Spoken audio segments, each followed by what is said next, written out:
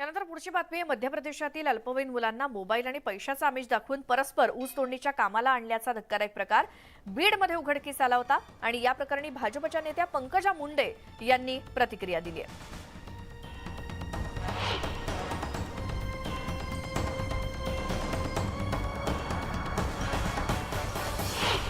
हे पहा, सगळ्या मूळ मजूर करणाऱ्या कामगारांचं सगळ्यांचं मूळ हे प्रचंड गरिबी आहे आणि बेरोजगारी आहे। त्याच्यामुळे हे सगळे जण स्थलांतरित होत असतात आणि स्थलांतरित होणाऱ्या लोकांना शिक्षणापासून पोषणापासून वंचित राहावं लागतं आणि म्हणून त्यांची व्यवस्था करणं आवश्यक आहे। नाही तर गरिबीमुळे जेवढे हात कामाला येतील तेवढ्या आईवडिलांना त्या पोट त्यांचं भरण्यासाठी कामाला येतात। अशा परिस्थितीमध्ये या मुलांवर असा अत्याचार होतोय, दुःखी आहे, दुर्दैवी आहे। या केसची मी स्वतः माहिती घेईन आणि अशा प्रकारे कुठल्याही प्रकारचा आमिष दाखवून या मुलांकडनं मजुरी करणं किंवा त्यांना अत्याचार करणं कायद्याने गुन्हा आहे, याच्यावर सक्त कारवाई व्हावी असा माझा आग्रह आहे।